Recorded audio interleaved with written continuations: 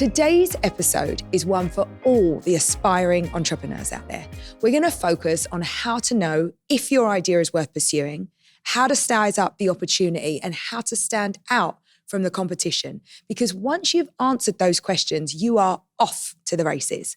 Now, every entrepreneur knows that exciting and sometimes overwhelming moment when you get hit with an idea. You know the one. It feels electric, like it could change everything. The hard part is what to do after that big moment. What to do as all the questions creep up. Is this actually a good idea? Will it be worth my time? Who's going to buy this? Where do I even start?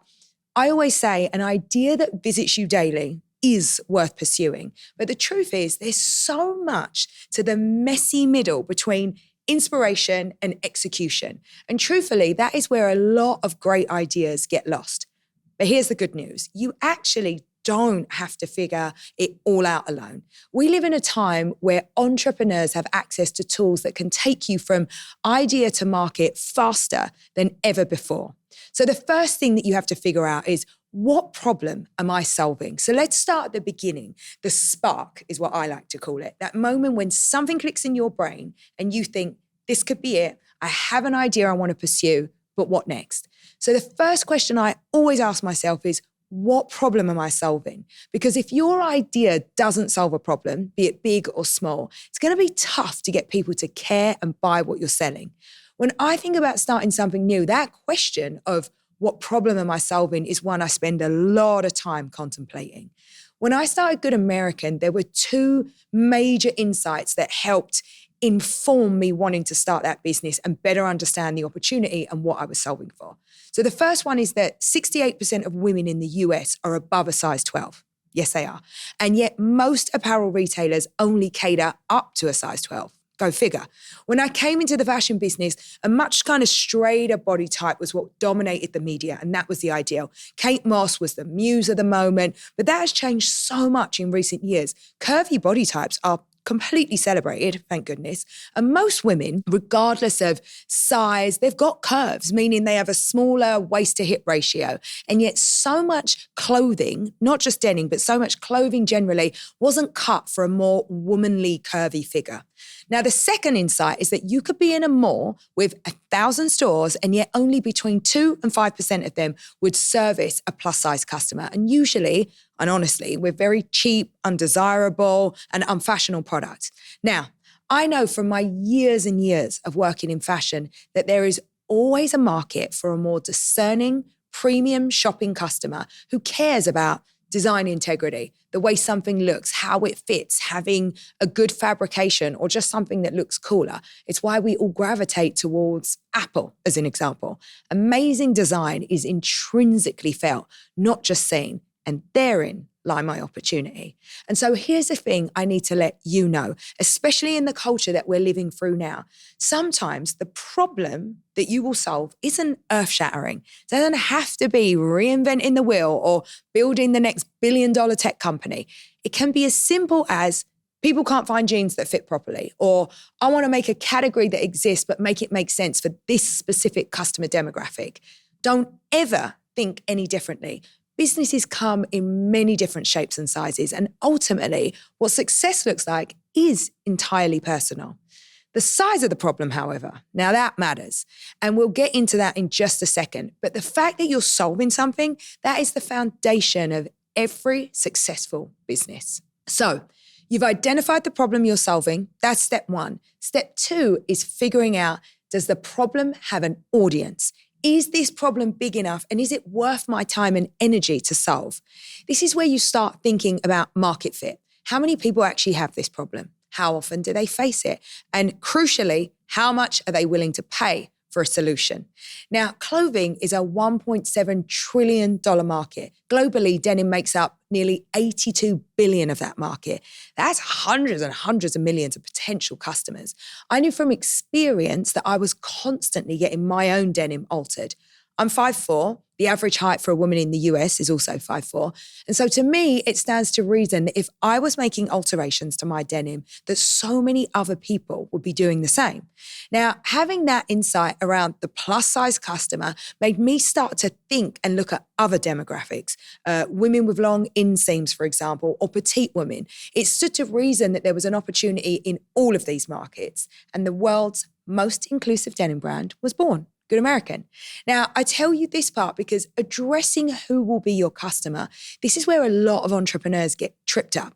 They fall in love with the idea without testing if there's actually a customer on the other side. And listen, passion is important. You will need it to keep you going. But passion alone won't pay the bills. You have to have a problem to solve and someone to sell the solution to. And here's the other layer. Is it worth my time? Because let me tell you, starting a business, it's going to demand everything from you at some point. And I don't want to downplay that part. I never want to downplay that part. I've had times in my life where all I did was work. I've sacrificed a lot, and you will likely need to as well. You're going to have the setbacks, you're going to have the moments of doubt, and you'll have to relinquish some personal commitments and figure out the trade-offs that you can live with. Something always has to give. But what you could get in return is the deep satisfaction of knowing that you bet on yourself, and hopefully you won. Now, in our first mini episode, we talked about finding your why, that part of your truest self that feels connected to the mission that you're embarking on. When assessing your idea, you should revisit that exercise. Does the journey ahead of you with your business idea connect to your why? It really needs to, because if it doesn't, you're going to have a hard time keeping enough energy to get you through the tough spots. And let me tell you, and any entrepreneur will tell you, they are coming. The tough times are always there. Now, I'm obsessed with making product where I feel like the market is grossly underserved. This is how I begin to think about the plus size customer. And ever since, I've weaved that thinking into everything I've done. Make sure you always track back to your why. All right, so let's say the opportunity looks real. You know the problem's there. You know people will pay for a solution, and you know that this solution connects to your personal mission. The next question is, what can I bring to this solution that will set it above the rest? Because the chances are someone else has thought of it too. Maybe they're already in the market, maybe they're bigger or better funded or more established. That doesn't mean that you can't succeed, but it does mean that you need to figure out your differentiation. What sets you apart, or your USP, your unique selling proposition?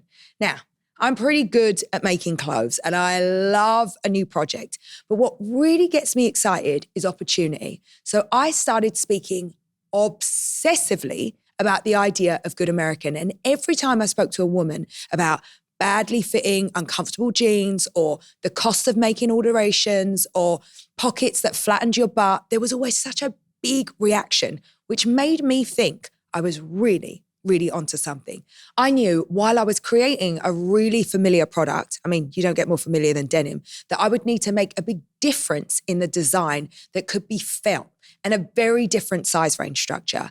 And alongside all of that, I would need to create a set of values that meant that those two things could never be changed within the company, so that we would mean something to the community of women that we would ultimately serve. Now, differentiation can come from a lot of places, from your story, from your product design, your values of a brand, the community you're building. So ask yourself this question: why would someone choose me, my product, and this company? And keep asking until you've got an answer that feels strong enough to stand on. At this point, you've asked yourself all the right questions. Now comes the scary part. The leap from idea to business requires action. And action doesn't have to mean building out the entire empire from day one. It can be small, maybe putting one product into the world and saying, let me see how this goes. I think the ability to test and learn is so powerful, and all you have to do is start. This is where tools like Shopify come in so handy. Shopify isn't just a place to sell things. It's a platform that helps you test your idea, which I'm obsessed with. You can validate whether it resonates, and then you can grow when you're ready. Maybe your product just flies off the virtual shelves, or maybe you gain some key insights that actually help you pivot into a better fit. One of my favorite quotes is, I never lose. I either win or I learn. And that's the mentality that I want you to take into the test and learn phase, because there's so much to gain from just being brave and getting something into the market, but then being smart and listening to the feedback and having the good sense to iterate on your idea given everything you've learned.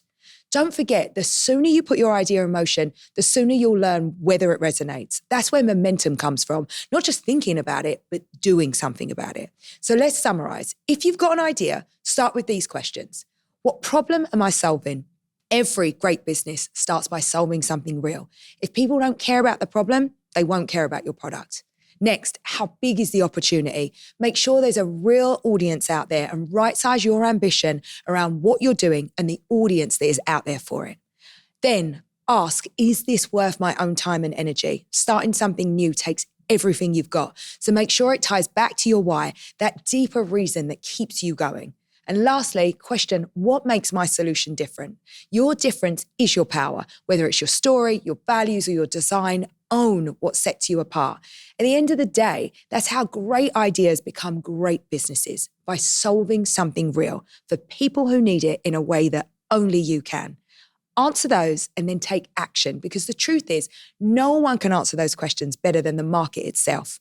So my challenge to you is this. If you've been sitting on that spark, take the leap. Don't just dream about it. The prizes only go to those who get in the race. So you've got to do something about it. Go to shopify.com and start, because Shopify gives you the power to put your idea out into the world today. No gatekeepers, no waiting for permission, just you, your idea, and the tools to make it real. Thank you so much for joining me for this special mini episode of Aspire. We'll be back soon with one more episode about bringing your idea and your business to life. And I cannot wait to see you then. Thanks for joining me on the Aspire podcast. For more strategies on how to build the life of your dreams, be sure to subscribe to our YouTube channel.